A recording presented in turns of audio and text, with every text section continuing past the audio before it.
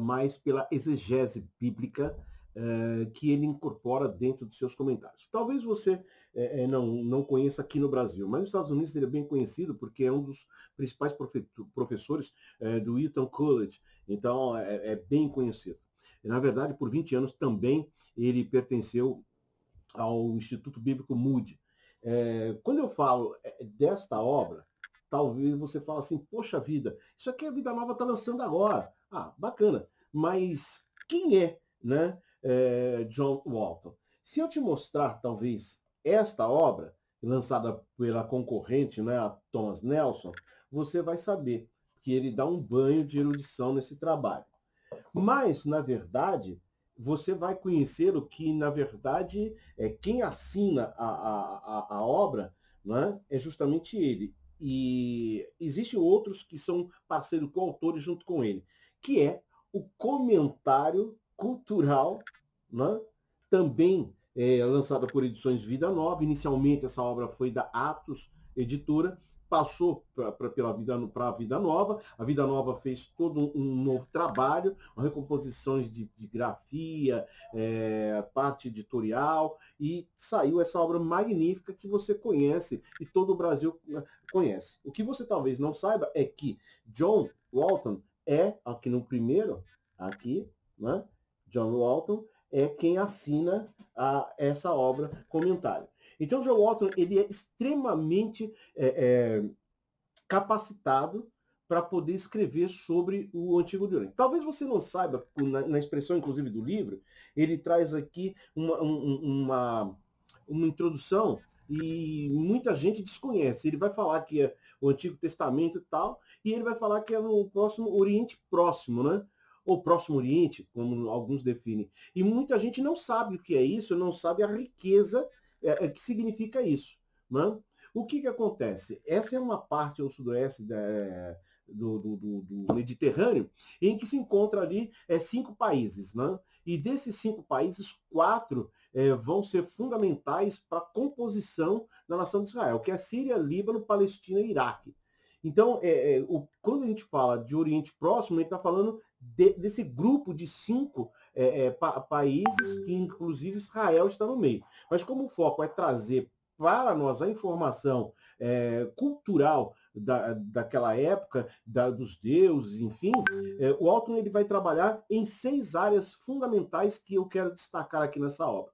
A sua visão é trazer um conhecimento amplo. Ele já começa a fazer isso nos seus comentários do Gênesis e também uma interpretação que no livro de Jó, que eu particularmente não vi ninguém fazendo até agora, porque ele aplica não só a parte arqueológica, que eu vou comentar aqui, mas também a parte exegética. Ele, eu diria que nesses 2 comentários, ele seria aí, hoje, o principal de todos aqueles que fazem, tecem comentários sobre o Gênesis e sobre o livro de Jó. Então ele vai trabalhar 6 pontos. Quais são? Os deuses, os seus templos, qual a visão que o templo exercia em relação a Deus e aos seus deuses, a parte da sua formação do universo, qual o intervém dos deuses com o universo, a questão dos seres humanos, qual a ligação dos seres humanos com o templo, com o universo, com os deuses, os governantes, qual é a posição dos governantes, que exerciam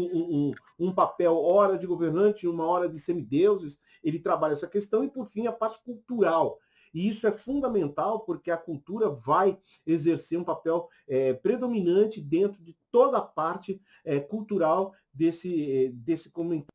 Então, dando sequência, pessoal, essa obra aqui, quando eu comecei a fazer a análise dela, eu comecei a perceber algumas coisas interessantes. Por exemplo, fora tudo que ele vai apresentar, o livro está carregado de ilustrações, fotos, imagens, e isso é muito bom. Por quê? Porque ele sim, você consegue já fazer na mente, trazer na mente um planejamento, entrar dentro daquilo que o autor está escrevendo para poder te mostrar, você entender qual é a proposta da escrita do autor. Então, logo na primeira parte, na história e métodos, aqui, olha, quero mostrar para você história e métodos, tá? Ele começa a fazer uma apresentação muito bacana sobre a siriologia. Ele vai tratar essa questão da siriologia. E o que é que vai destacar esse trabalho dentro da Síria, o estudo da Síria? Bom, ele começa trazendo o pensamento, a reflexão na década de 1800 e bolinha, tal, sobre Dilethsch. Então, você assim também não conheça essa obra de Frank Dilethsch, mas que é um alemão. Mas se você olhar esta obra, os eruditos mais conhecidos do Antigo Testamento sabem, isso é um trabalho em espanhol, no Brasil nós não temos ainda, e esse comentário é um comentário muito requisitado, é um comentário assim bem procurado pelas pessoas que conhecem da teologia e que vão a fundo dentro da área teológica. Esse comentário ele não pode faltar para aquele que realmente conhece e se aprofunda nos fatos históricos do Antigo Testamento. Mas não é só isso. Qual é a composição? É que lá em século XVIII, XIX, final do século XVIII, começo do século XIX, Dilethsch ele vai para a Mesopotâmia, ele vai fazer uma série de palestras. A sua primeira palestra ela é muito controversa, o que dá origem a uma segunda palestra, que aí talvez seja pior do que a primeira, e ele começa a ser rechaçado por os teólogos da sua época. Por quê? Porque ele vai usar, inclusive eu destaquei isto aqui, ele vai dizer o seguinte, que muitas das coisas do Antigo Testamento não deve ser interpretado de uma forma literal, e nesse ponto ele até vai bem, mas o que Dilethsch despenca é quando ele vai dizer que toda a narrativa, né, e não uma parte, mas todo um contexto do Antigo Testamento, ele não deve exercer uma influência, né, sobre a população alemã daquela época, dizendo que ela mistifica algumas coisas. Ele é fortemente combatido por muitos teólogos da sua época e muito tempo atrás, à frente, perdão, ele vai trazer luz por algumas coisas que ele falou e que, inclusive, no comentário que eu acabo de mostrar, vão se ver que ele tinha razão em algumas coisas. Pois bem, então, Dilethsch, uma vez fazendo isso, tendo isso, ele é fortemente combatido. E na sua interpretação, né, nessa segunda palestra, ele tenta dizer o seguinte, que a teologia tradicional utilizada, né, para descrever a Bíblia, ela sofreu algumas intervenções, não só dentro da sua área da revelação, mas principalmente da inspiração. Aí realmente ficou difícil para Dilethsch. Pois bem, só que anos à frente, como eu disse, ele entra naquilo que ele chama de hititologia, né? É o estudo dos hititas. E dentro do estudo dos hititas, ele começa a trazer luz e se aprofundar mais na área cultural. Ele muda um pouco o seu foco. E essa parte cultural vai ser muito benéfico para muitos até hoje. Para você ter uma base disso, ele chega em certa parte do livro, e aqui vale a pena, poderia ficar durante muito tempo trazendo muita informação, mas eu vou trazer somente uma narrativa. Qual a ação que não só a Síria, os hititas, o Egito, enfim, exerceu dentro da cultura de Israel. Ele passa da crítica literária textual, ele passa para aprofundar muito mais na cultura. E essa cultura, ele vai trazer a influência e mostrar a má utilização da sua fonte cultural dentro da narrativa bíblica para a nação de Israel. Desses problemas encontra-se no texto, e eu vou pegar aqui, de 2 de Reis, capítulo 18, versículo 17. Deixa eu colocar aqui, 2 Reis, capítulo 18 e versículo 17. Não, eu vou ler para que a gente possa ter aqui uma noção melhor. Não, 2 de Reis 18 e 17. Ele diz assim, olha, contudo, enviou o rei da Assíria, note que aqui ele já está fazendo um estudo sobre a Assíria, para você ver a importância desse estudo e deste livro para o nosso período, século XXI, nós temos em mãos. Ele diz assim, ó, contudo, enviou o rei da Síria a Tartã e a Rabsaris e a Rabsaqué, a Laquis, com um grande exército ao rei Ezequias. a Jerusalém. E subiram e vieram a Jerusalém. E subindo e vindo eles, pararam ao pé do aqueduto da piscina superior, que está junto ao caminho no campo do lavandeiro. Pois bem, essa leitura, você aparentemente vendo, mostra que, na verdade, foram 3 pessoas, né, que foram enviadas para falar ao rei o rei da Síria para poder levar uma mensagem lá à cidade de Laquis. Pois bem, só que, na verdade, nunca foram 3 pessoas. Por quê? Porque, na verdade, aqui, quando foi traduzido esse texto, as pessoas se preocuparam em trazer essas 3 pessoas, essas 3 narrativas, né, como pessoas. E, na verdade, não eram pessoas, né, eram títulos dados às pessoas. Isso faz uma diferença tremenda, porque Tartan era, na verdade, um comandante supremo. No segundo, que Rabsaris, né, ele era um oficial principal. E por último, que é Rabsaquer, ele era, na verdade, um comandante de campo.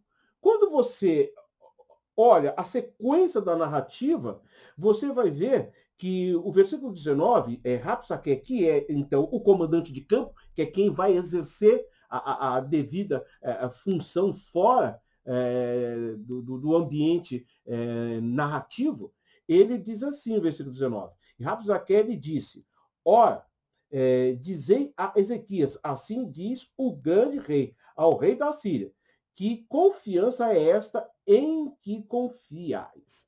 Ou seja, a interpretação ela fica muito mais clara, muito mais nítida.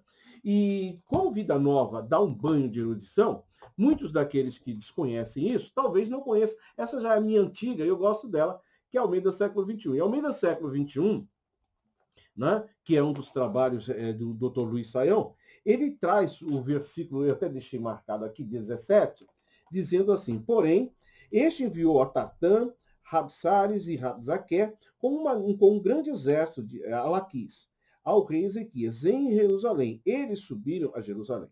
Quando chegaram, pararam ao pé do arqueduto do açude superior, que fica ao lado do caminho do campo do lavandeiro. Só que parece igual, uma tradução muito mais clara, muito mais límpida para você ler. Só que o importante, aqui no rodapé, vou trazer para você ver aqui, até deixei anotado em azul, ele traz a seguinte nota. Tatã, Rapsares e Rapsaquer devem ser entendidos como títulos e não como nomes de pessoas, né? E corretamente, acertadamente, a versão NVI, e eu estou usando já a versão reformada aqui, para a NVI, que ela está bastante estudo, eu gosto muito dela também, ela já vai corrigir essa informação dizendo assim, de Laquis, o rei da Assíria, enviou ao rei Ezequias em Jerusalém seu general, olha lá, seu oficial e o principal, o seu comandante de campo, com um grande exército. Eles subiram a Jerusalém e pararam no arqueduto do açude superior, na estrada que leva ao campo do lavandeiro. Olha que diferença a interpretação. Pois bem, eu trouxe somente esta curiosidade.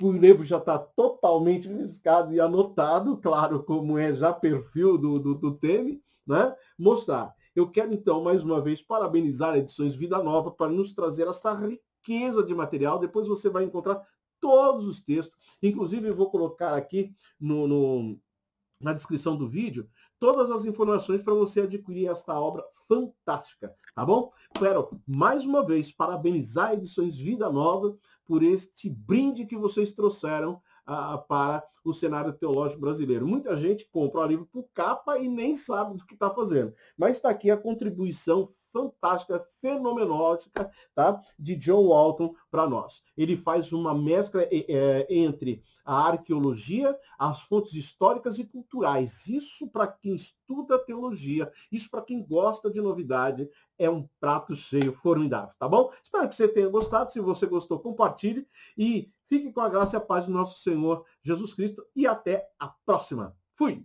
Ósculo Senhor a todos!